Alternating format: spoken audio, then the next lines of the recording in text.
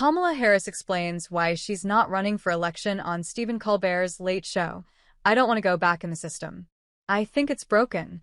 Kamala Harris appeared on The Late Show with Stephen Colbert Thursday night, just hours after it was announced she is going to release 107 Days, a memoir about the 2024 presidential election.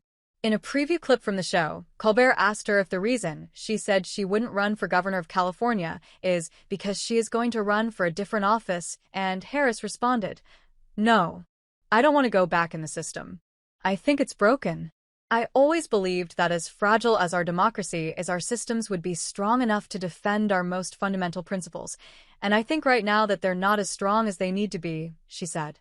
"I want to travel the country, I want to listen to people, I want to talk with people, and I don't want it to be transactional, where I'm asking for their vote.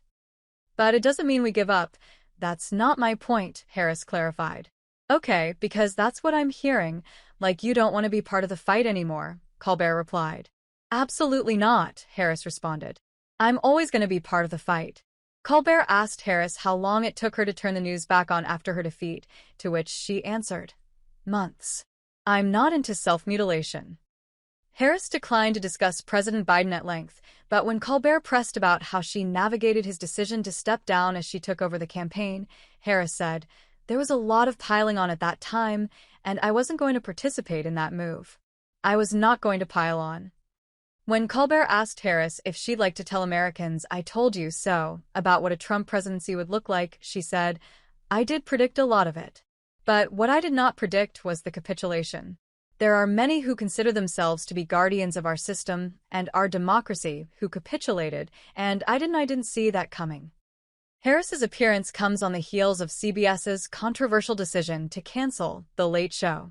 CBS has insisted the decision to end The Late Show, which will end its 11-season run in May 2026, was a purely financial one.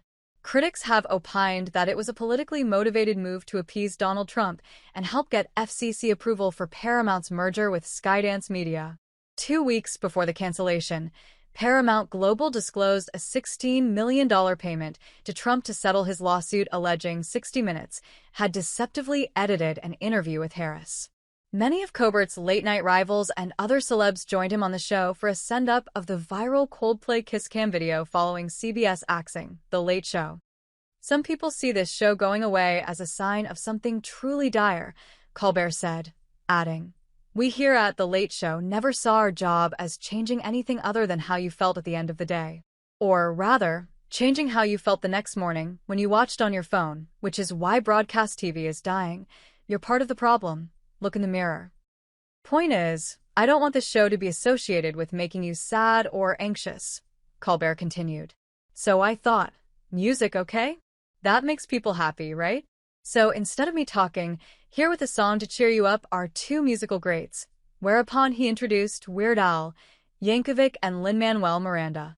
The couples spotted by The Late Show audience cam on July 21st were Jimmy Fallon and Seth Meyers of NBC, CNN's Anderson Cooper, and Bravo's Andy Cohen, who have hosted a New Year's Eve countdown show on CNN the past few years, Adam Sandler and Christopher McDonald, Happy Gilmore, Hacks, and John Oliver of HBO's Last Week Tonight, and Jon Stewart of Comedy Central's The Daily Show.